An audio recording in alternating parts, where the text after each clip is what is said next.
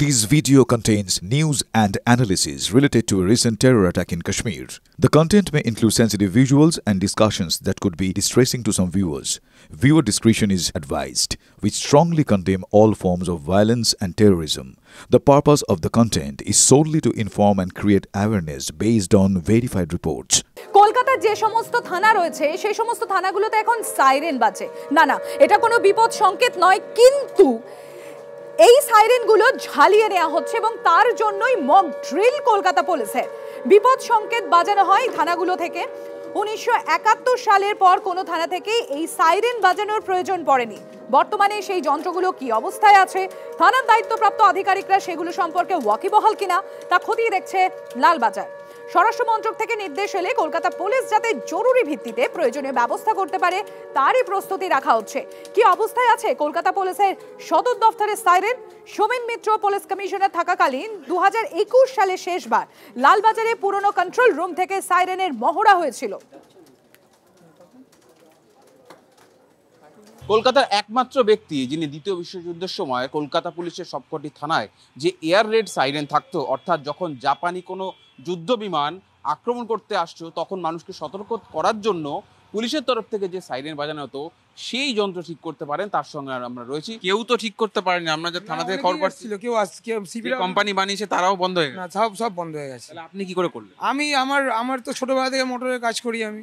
আমার পাশে lathe machine আছে, ওয়েল্ডিং নিজস্ব আমার সব টুলস আছে। সব কিছুই টুলস তুলে আমি আস্তে আস্তে ওটাকে যেন আনব্রেক কোনো জিনিস যেন না ভাঙে সেইভাবে ওটাকে আস্তে আস্তে কুলার দিয়ে খুলে আমি জিনিসটাকে যত্ন করে বানিয়েছি। তারপর থেকে অন্য থানা এবং অন্য কোনো জায়গায় আপনি এই সাইরেন ঠিক করেছেন? একটা থানায় করেছি আমি, এখন বিগত দিন বাজছে মুচিপাড়া থানা, মানে আমাদের সন্তোষ মিত্র স্কোয়ারে এখন রোজই বাজে ওটা। মূলত এই সাইরেনগুলো কিন্তু বসানো হয়েছিল একদিকে যেমন দ্বিতীয় বিশ্বযুদ্ধের সময়কার মানুষকে সতর্ক করতে, তার পরবর্তীতে পুলিশ তার নিজস্ব এলাকায় কোনো আইন শৃঙ্খলাজনিত সমস্যা বা মানুষকে কোনো কিছু থেকে সতর্ক করা হলে এই ধরনের সাইরেনের ব্যবহার করে থাকে, যেটা রয়েছে এই বটতলা থানায়। ক্যামেরা সুমিতের সঙ্গে সুজয় পাল, TV9 বাংলা, কলকাতা। গোটা দেশের সঙ্গে আগামীকাল এ রাজ্যের 23 জেলার 31টি জায়গায় হবে মক ড্রিল। কি ধরনের মক ড্রিল হবে, যে ব্ল্যাক আউট হলে কি করতে হবে, কি করণীয়, তারই মক ড্রিল হবে আমাদের এই শহর কলকাতাতেও। আগামীকাল সবচেয়ে বেশি মক ড্রিল হতে পারে উত্তরবঙ্গে বলে জানা যাচ্ছে। কোচবিহার, দার্জিলিং, জলপাইগুড়ি, মালদা, শিলিগুড়িতে এই মক ড্রিল। আলিপুরদুয়ার, হাসিমারা, বালুরঘাটেও কাল হতে পারে মক ড্রিল। রায়গঞ্জ, ইসলামপুর, দিনহাটা, মেখলিগঞ্জেও হতে পারে মক ড্রিল। জলঢাঙ্গা, মাথাভাঙা, কালিম্পং, কাশিয়াংয়েও মক ড্রিল হতে পারে। পাশাপাশি দুর্গাপুর, হলদিয়া, খড়গপুর, আসানসোলেও মক ড্রিল। ফারাক্কা, চিত্তরঞ্জন, কোলাঘাট, বর্ধমানে মক ড্রিল হতে পারে আগামীকাল।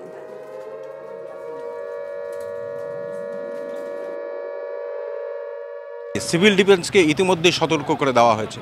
মালদা জেলা এমন একটা জায়গায় দাঁড়িয়ে রয়েছে যার একদিকে বিহার, একদিকে ঝাড়খণ্ড, অন্যদিকে ভারত বাংলাদেশ সীমান্ত। শুধু তাই নয়, বিহার ঝাড়খণ্ড হয়েও সড়ক পথেই খুব সহজেই নেপালে পৌঁছে যাওয়া যায়। আর সে কারণেই এই মালদাকেই বারবার জঙ্গিরা করিডোর হিসেবে ব্যবহার করেছে। শুধু তাই নয়, টার্গেটেও থেকেছে এই মালদায়। যদি ওপর দিয়ে বিমান যায় তাহলে দ্রুত মানুষদের সেখান থেকে সরিয়ে নেওয়ার ব্যবস্থা দ্রুত করতে হবে, মানুষজনকে সতর্ক করতে হবে। আপনারা ঘরে বাড়ি বাড়ি গিয়ে সতর্ক করতে হবে তাদেরকে যে আপনারা লাইট জ্বালাবেন না। যদি কোথাও আগুন লেগে যায় সেখান থেকে মানুষজনকে তাড়াতাড়ি উদ্ধার করে পাঠাতে হবে। তারপরে আপনার পার্শ্ববর্তী যেসব আছে মানে গ্রামের লোকগুলোকে আগে থেকে অ্যালার্ট করে দিতে হবে যে সবাইকে সজাগ করে থাকতে হবে। কারণ বাংলাদেশের সঙ্গে আমাদের ভারতের কিছুদিন আগেই একটা ঝামেলা হয়েছিল, তো বিশেষ করে আরও সতর্ক হওয়া। এর পাশাপাশি কোথাও আগুন লাগলে দ্রুত ব্যবস্থা নেওয়া, এই সমস্ত কিছুই যাতে খুব তাড়াতাড়ি করা যায়, দ্রুত করা যায়, সে কারণেই কিন্তু তাদেরকে ইতিমধ্যেই সতর্ক করা হয়েছে। মালদা থেকে ক্যামেরায় মুজিবর শেখের সঙ্গে শুভতোষ, TV9 বাংলা। 2025-এ ফিরছে 1971-এর স্মৃতি। দেশের যে সমস্ত সীমান্তবর্তী রাজ্যগুলো রয়েছে সেই সীমান্তবর্তী রাজ্যগুলোতে আগামীকাল হবে মক ড্রিল। কেন্দ্রীয় স্বরাষ্ট্র মন্ত্রক থেকে এমনই নির্দেশিকা রয়েছে। বাংলাদেশ যুদ্ধের আবহেও দেশ জুড়ে মক ড্রিল ছিল। 1970, 1971 সালে 3 দফায় দেশ জুড়ে হয়েছিল এই মক ড্রিল। সিভিল ডিফেন্স ও প্রাকৃতিক বিপর্যয় মোকাবিলার প্রস্তুতি হিসেবে এই মক ড্রিলের নির্দেশ দেওয়া হয়। মক ড্রিলের ফাঁকে যুদ্ধ প্রস্তুতি ঝালিয়ে নিয়েছিল দেশের নিরাপত্তা এজেন্সিগুলো। মক ড্রিলের পরে সাধারণ মানুষকে একাধিক নির্দেশ দেওয়া হয়। বিদ্যুৎ সরবরাহ ব্যবস্থাও ঢেলে সাজানো হয়। বাড়িতে নতুন একটি সুইচ লাগানোর নির্দেশ প্যানিক বাটন হিসেবে সুইচ লাগানোর পরামর্শ, খাবার ও জলের বিকল্প ব্যবস্থা করারও পরামর্শ, যথেষ্ট পান মজুত করারও পরামর্শ দেওয়া হয়েছিল। 1940 থেকে 1942 সালেও কলকাতায় দফায় দফায় হয়েছিল মক ড্রিল। দ্বিতীয় বিশ্বযুদ্ধের আবহে লম্বা সময় ধরে হয় এই মক ড্রিল।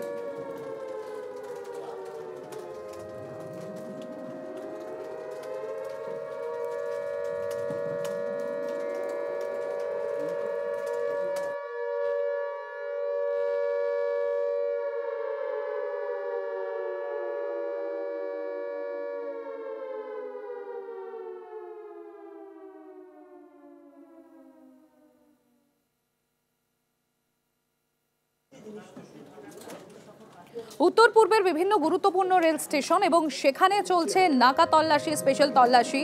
স্নিফার ডগ নিয়ে এসে এনজেপিতে সেখানেও তল্লাশি চলে। প্রসেনজিৎ আমাদের প্রতিনিধি রয়েছেন আমাদের সঙ্গে। প্রসেনজিৎ, দেখো সম্প্রতি যে কথাটা তুমি বলছিলে, একদিকে যেমন যুদ্ধের আবহে যদি যুদ্ধ হয় সেক্ষেত্রে যুদ্ধ হবে সীমান্তে বা আকাশপথে, একই সঙ্গে বাসিন্দাদেরকে যেমন তাদেরকে আত্মরক্ষার জায়গাটা রয়েছে সেই কারণে মক ড্রিলের কথা বলা হচ্ছে। এবং এই পরিকল্পনারই অংশ কিন্তু এই উত্তর পূর্বের বিভিন্ন গুরুত্বপূর্ণ ভাইটাল ইনস্টলেশনগুলো। কারণ এই উত্তরবঙ্গের এই করিডর চিকেন নেক উত্তর পূর্বের সঙ্গে যোগাযোগ করে একমাত্র জায়গা, যেই কারণেই কিন্তু এই এলাকাগুলোতে বাড়তি তল্লাশি নজরদারি এই জায়গাগুলো রয়েছে। যে কারণেই গতকাল স্বরাষ্ট্র মন্ত্রকের নির্দেশিকার পর তড়িঘড়ি আজকে কিন্তু বিভিন্ন সরকারি যে গুরুত্বপূর্ণ ভবনগুলো রয়েছে, যেমন অয়েল ইন্ডিয়ার ডিপো রয়েছে এখানে, যেখানে আসাম থেকে যে তেল এসে জমা হয় এবং এখান থেকে গোটা উত্তরবঙ্গে যায়, অর্থাৎ যোগাযোগ ব্যবস্থার ক্ষেত্রে আঘাত আনতে পারে এমন যে জায়গাগুলো, সেই জায়গাগুলোকে চিহ্নিত করে তাদের নিরাপত্তা বাড়িয়ে দেওয়া। সেই কারণেই কিন্তু এই তল্লাশি, নাকা, স্নিফার ডগ নিয়ে আসা হচ্ছে। আমরা জানি, আমরাই সবার আগে দর্শকদের বলেছিলাম যে সীমান্ত সংলগ্ন এলাকায় যেখানে ট্রেনের যে লাইন রয়েছে, ট্রেনের ট্র্যাক রয়েছে, যেখান দিয়ে যাত্রীবাহী রেল চলাচল করে, সেখানে বিএসএফ, জিআরপি এবং আরপিএফের সঙ্গে যৌথ তল্লাশি করবে। এই সবটাই কিন্তু একই পরিকল্পনার অংশ। যে কারণেই কিন্তু গতকাল স্বরাষ্ট্র মন্ত্রকের নির্দেশিকার পর আজ সকাল থেকেই এনজেপিতে টানা তল্লাশি, বিভিন্ন ট্রেনে তল্লাশি, যাত্রীরা যারা আসছেন তারা যে লাগেজপত্র নিয়ে আসছেন সেই লাগেজপত্রগুলোতে কি আছে, কোনো অযাচিত কোনো বস্তু পড়ে আছে কিনা, অথবা এমন কোনো ব্যক্তি ঘোরাফেরা করছেন কিনা যার গতিবিধি সন্দেহজনক। ফলে এই সবটাই কিন্তু খতিয়ে দেখা হচ্ছে এবং একই সঙ্গে উত্তর পূর্বের বিভিন্ন গুরুত্বপূর্ণ ভাইটাল ইনস্টলেশন যেগুলো রয়েছে তার সমস্তগুলিরই কিন্তু নিরাপত্তা বাড়িয়ে দেওয়া হয়েছে। ধন্যবাদ প্রসেনজিৎ।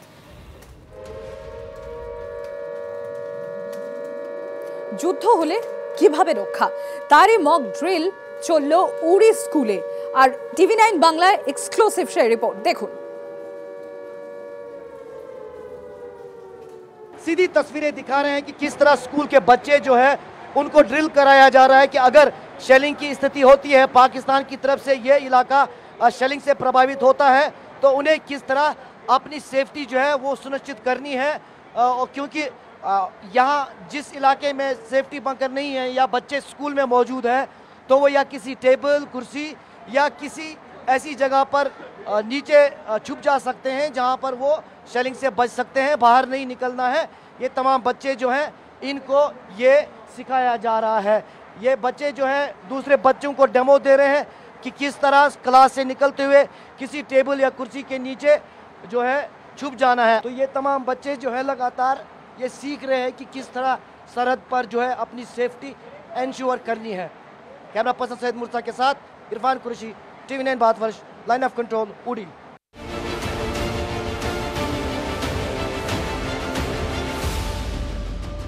আজ আবারও গুরুত্বপূর্ণ বৈঠকে প্রধানমন্ত্রী নরেন্দ্র মোদী, প্রধানমন্ত্রীর বাসভবনে সেখানে জাতীয় নিরাপত্তা উপদেষ্টার। এখানেই প্রশ্নটা উঠছে, যুদ্ধ কি তাহলে অনিবার্য? দেশ জুড়ে বাতাস কাঁপাবে সাইরেন, আর যুদ্ধের এই সাইরেনের মধ্যেই যেরকম আপনাদের জানাচ্ছিলাম, ফের গুরুত্বপূর্ণ বৈঠকে প্রধানমন্ত্রী। দিল্লিতে প্রধানমন্ত্রীর বাসভবনে জাতীয় নিরাপত্তা উপদেষ্টা। 3 দিনে 2 বার প্রধানমন্ত্রীর সঙ্গে বৈঠক অজিত ডোভালের। সুরক্ষা পরিস্থিতি নিয়ে বৈঠকে আলোচনা বলে সূত্র মারফত খবর।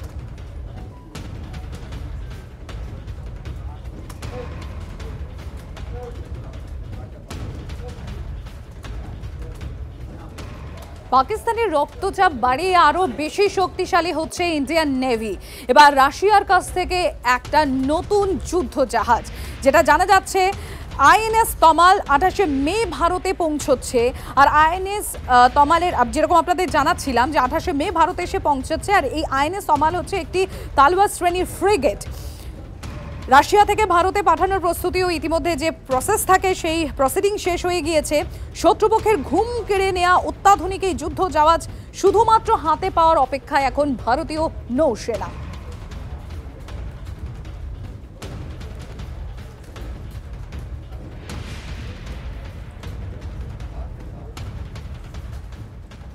ইন্ডিয়ান নেভি আর ইন্ডিয়ান নেভির এই পরাক্রমে ভীত পাকিস্তান, ইতিমধ্যেই বলছিলাম যেরকম। আর আগামীকাল থেকে আপনারা জানেন ইন্ডিয়ান নেভির লাগাতার মহড়া চলবে। এতদিন থেকেও মহড়া চলছিল, তবে এবার আরব সাগরের তীরে সেখানে আইএনএস বিক্রান্তকে মোতায়েন করা হয়েছে। খুব স্বাভাবিকভাবে এমনি আগে পাকিস্তানের হাঁটু কাঁপছিল, বুক কাঁপছিল, তারপর তো আরও বেশি ইন্ডিয়ান নেভির পরাক্রম। এবং এই আইএনএস বিক্রান্ত যে মোতায়েন করা হচ্ছে আগামীকাল থেকে 7 দিন ধরে মহড়া চলবে ইন্ডিয়ান নেভির। পরীক্ষা হবে ক্ষেপণাস্ত্রর। 7ই মে কারবার উপকূলে নৌ মহড়া রয়েছে। আরব সাগরে যুদ্ধজাহাজ পাঠিয়ে হম্বিতম্বি করছিল পাকিস্তানের। এবার ভারতের নৌসেনার মহড়ায় বুক কাঁপছে জঙ্গিদের মদতদাতা এই প্রতিবেশী দেশে।